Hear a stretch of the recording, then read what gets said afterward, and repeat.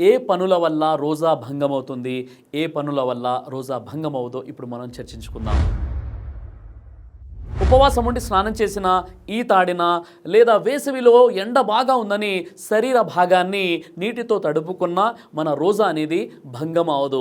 కానీ ఎవరైతే ఈతాడుట వల్ల వారి యొక్క ముక్కుల్లోకి నోటిలోకి నీళ్లు పోకుండా జాగ్రత్త వహించాలి. రంజాన్లోని ఇఫ్తార్ తర్వాత నుండి ఉషోదయం వరకు, అంటే సహరి కంటే ముందు వరకు తిన్నా త్రాగినా భార్యతో సంభోగించినా ఏ మాత్రం దోషం కాదు. రంజాన్లోని ఉపవాస స్థితిలో మీరు ఏ సమయంలోనైనా మిస్వాక్ చేయవచ్చు, పళ్ళు తోముకోవచ్చు. అలా చేయడం వల్ల మీ రోజా భంగం అవదు, మక్రూ కూడా కాదు. ఇది అభిలషణీయమే. రమజాన్లోని ఉపవాస స్థితిలో ఆహారముగా పనిచేయని ధర్మసమ్మతమైనటువంటి ఏ చికిత్స అయినా చేయించుకోవచ్చు.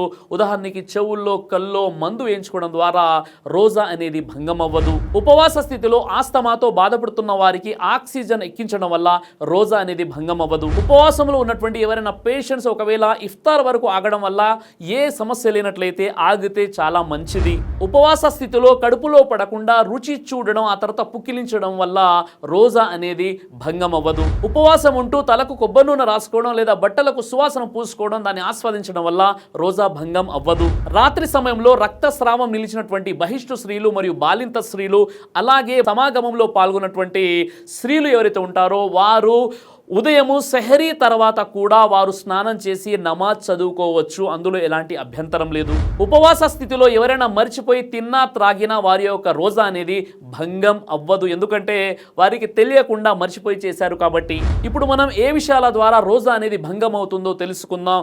ఎవరైనా ఉపవాస స్థితిలో గుర్తుండి తెలిసి తిన్నా త్రాగినా భార్యతో సమాగమం జరిపినా వారి యొక్క ఉపవాసం అనేది భంగం అవుతుంది. ఉపవాస స్థితిలో ఎవరైనా శక్తికి సంబంధించినటువంటి ఇంజెక్షన్లు తీసుకున్నా లేదా నాడి ద్వారా గ్లూకోజ్ తీసుకున్నా, శక్తికి సంబంధించినటువంటి ఏదైనా వారి శరీరంలోకి ప్రవేశిస్తే వారి యొక్క ఉపవాసం అనేది భంగం అవుతుంది. అలాగే ఎవరైనా ఉపవాస స్థితిలో రక్తాన్ని ఎక్కించుకున్నా వారి యొక్క ఉపవాసం భంగమయ్యేటటువంటి ప్రమాదం ఉంటుంది. ఉపవాస స్థితిలో ఆ వ్యక్తి యొక్క ప్రమేయం లేకుండా అతని కనుక వామిటింగ్ వచ్చినట్లయితే తన యొక్క ఉపవాసం అనేది భంగం అవ్వదు.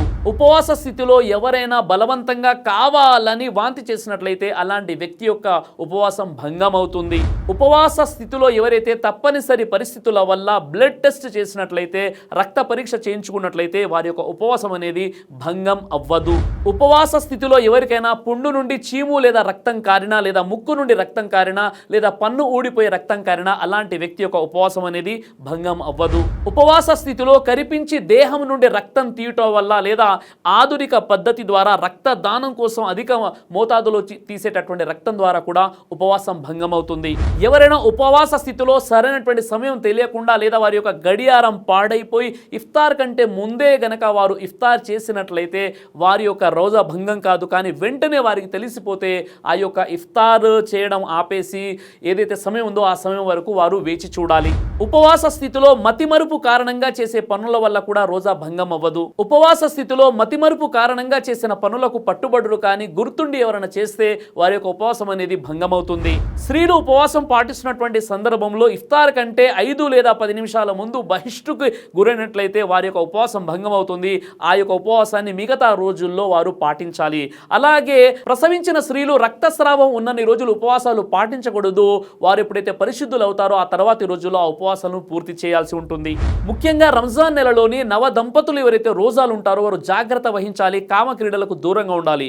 ఒకవేళ ఎవరైనా ఉపవాసం పాటిస్తూ రంజాన్ నెలలో వారు గనక భార్యతో సంభోగించినట్లయితే దానికి సంబంధించినటువంటి చాలా పెద్ద కఫారా పరిహారం అనేది ఉంది. అలాంటి వ్యక్తి ఎవరైతే ఉపవాసం ఉంటూ తన భార్యతో రంజాన్ మాసంలో ఉపవాస స్థితిలో సంభోగిస్తాడో ఆ వ్యక్తికి పరిహారం కంపన్సేషన్ ఏంటంటే, మొట్టమొదటిగా ఆ వ్యక్తి ఒక బానిసకు విముక్తి కల్పించాలి. ఈ శక్తి లేనట్లయితే రెండో విషయం ఏంటంటే వరుసగా 2 నెలలు ఉపవాసాలు పాటించాలి. బలమైనటువంటి కారణం లేనిదే వరుస తప్పకూడదు. ఈ శక్తి కూడా లేనట్లయితే మూడో విషయంగా 60 మంది నిరుపేదలకు అన్నం పెట్టాలి. కాబట్టి ఉపవాస స్థితిలో సంభోగం చేయడం అనేది చాలా పెద్ద తప్పు. కాబట్టి నవ దంపతులు ఎవరైతే ఉంటారో వారు కామ క్రీడలకు దూరంగా ఉండడం అది చాలా మంచి విషయం. ఉపవాస స్థితిలో ప్రేమతో భార్యని తాకినా లేదా ముద్దు పెట్టుకున్న ఉపవాసం భంగం కాదు. కానీ కామోద్రేకాన్ని అదుపులో పెట్టుకోవాల్సినటువంటి అవసరం ఉంటుంది. ఉపవాస స్థితిలోని నిద్రావస్థలో స్త్రీ పురుషులలో ఎవరికైనా వీర్యస్ఖలనమైనట్లయితే వారి వారి యొక్క రోజా భంగం అవదు. వెంటనే వారు తలంటు స్నానం చేసుకొని వారి యొక్క రోజాని ముందుకు కొనసాగించాలి. ఎందుకంటే ఆ నిద్రావస్థలో జరిగిన దానికి వారికి ఎలాంటి ప్రమేయం ఉండదు కాబట్టి. ఫరజ్ రోజా నియత్ సంకల్పం అనేది ఉషోదయానికి ముందు వరకు, అంటే రాత్రి ఏ సమయంలోనైనా మనం తప్పనిసరిగా నియత్ అనేది చేయవలసి ఉంటుంది. కానీ అదే నఫిల్ రోజా అయితే మీరు ఉషోదయం తర్వాత పొద్దెక్కే వరకు ఒకవేళ ఏమి తినకుండా త్రాకుండా ఉన్నట్లయితే మీరు అక్కడ నియత్ చేసుకోవచ్చు. ఎందుకంటే అది నఫిల్ రోజా. కానీ ఇది ఫరజ్ రోజా కాబట్టి మనం ఉషోదయానికి ముందు వరకు రాత్రి ఏ సమయంలోనైనా తప్పనిసరిగా మనం సంకల్పం అనేది చేసుకోవాలి రోజా యొక్క నియత్. ఉపవాస స్థితిలో నోటిలో ఊరేటటువంటి లాలాజలాన్ని మన ప్రమేయం లేకుండా మింగడం ద్వారా రోజా అనేది భంగం అవదు. కానీ ఎవరైతే ఉమ్మిని జమ చేసి మింగుతారో దాని ద్వారా రోజా అనేది భంగం అవుతుంది.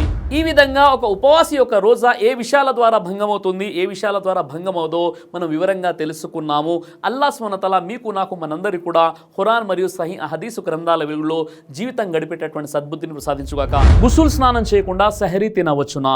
గుసుల్ స్నానానికి సెహరీకి ఎలాంటి సంబంధం లేదు కాబట్టి గుసుల్ స్నానం చేయకుండా కూడా సెహరీ అనేది తినవచ్చు. ఫత్వా బరాయే ఖవాతీన్ ఇస్లాం పేజ్ నెంబర్ 158. సెహరీ చేయడం కోసం గుసుల్ స్నానం అనేది తప్పనిసరి కాదు.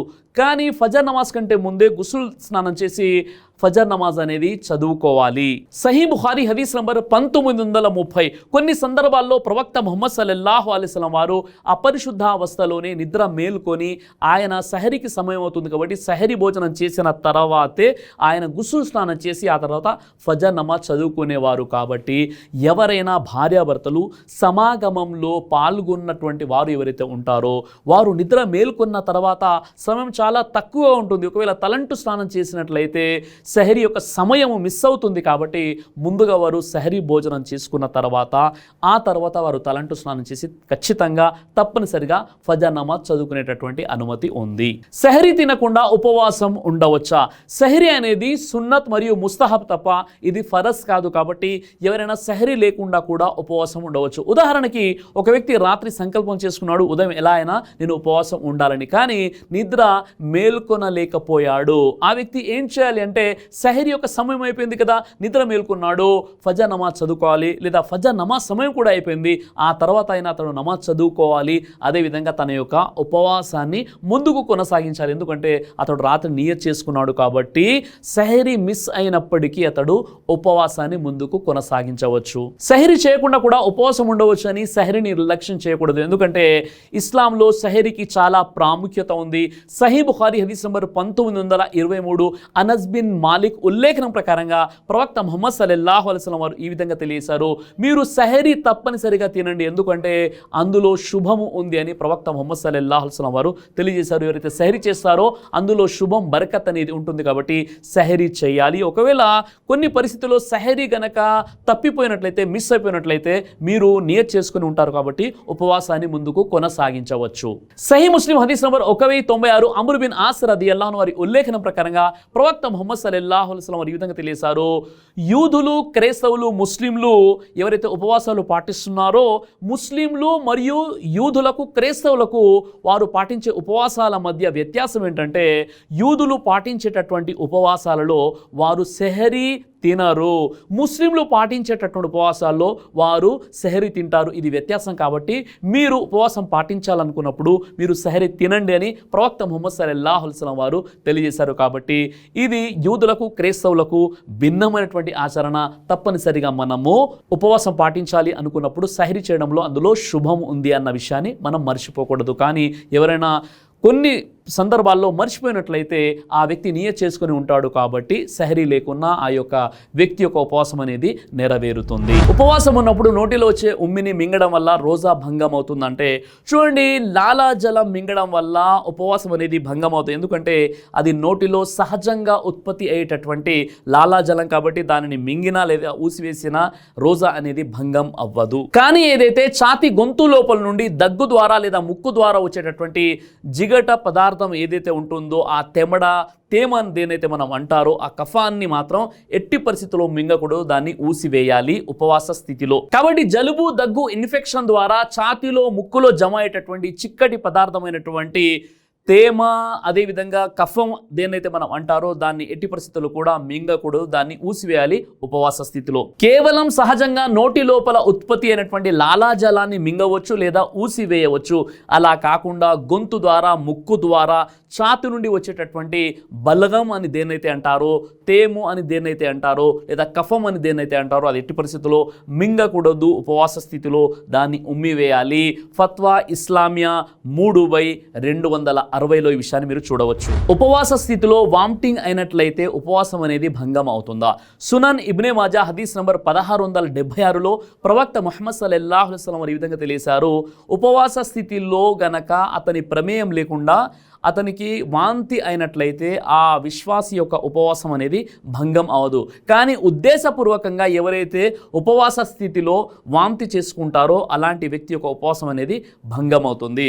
ఉదాహరణకి కొన్ని ఊర్లలో మనం చూస్తుంటాం, ఏం చేస్తుంటారంటే వారు ఉదయం బ్రష్ చేసుకున్న తర్వాత వారు తమ 2 వ్రేళ్ళని గొంతులో వేసేసుకొని కక్కుతూ ఉంటారు. ఎందుకంటే బలగం బయటికి తీయాలని చెప్పేసి, పసరు బయటికి తీయాలి అని వారు ఆ విధంగా వారు సఫ్రాన్ని మేము బయటికి తీసుకున్నామని వామిటింగ్ చేస్తూ ఉంటారు. ఇలాంటి ప్రయోగాలు ఉపవాస స్థితిలో చేయకూడదు. ఎందుకు అంటే బలవంతంగా వాంతి చేసుకున్నట్లయితే ఆ వ్యక్తి యొక్క ఉపవాసం అనేది భంగం అవుతుంది. అలా కాకుండా ఎవరైనా వారు ఉపవాస నియత్తో సెహరీ చేసేసుకున్నారు, పడుకున్నారు, మధ్యాహ్నం అయిపోయింది, ఆ తర్వాత ఏదో కడుపులో ఒక రకమైనటువంటి బాధ కలిగి వారికి వాంతి వచ్చేసింది అనుకోండి, అది అతని ప్రమేయం లేదు కాబట్టి అలాంటి వ్యక్తి యొక్క ఉపవాసం అనేది భంగం అవ్వదు. అతను కడుక్కొని తన యొక్క ఉపవాసాన్ని ముందుకు కొనసాగించాలి. అలా కాకుండా ఉద్దేశపూర్వకంగా ఎవరైతే వాంతి చేసుకుంటారో వారి యొక్క ఉపవాసం అనేది భంగం అవుతుంది. కాబట్టి అల్లాహ్ సుబ్హానహు వ తఆలా ఈ రంజాన్ మాసంలో మనందరికీ కూడా మంచి ఆరోగ్యాన్ని ప్రసాదించుగాక, మంచిగా ఉపవాసం ఉండేందుకు అల్లాహ్ సుబ్హానహు వ తఆలా మనకు సహకరించుగాక. అదేవిధంగా ఖురాన్ మరియు సహీ హదీసు గ్రంథాల జ్ఞానాన్ని కూడా నేర్చుకునే సద్బుద్ధిని ప్రసాదించుగాక. ఆమీన్ యా రబ్బ్.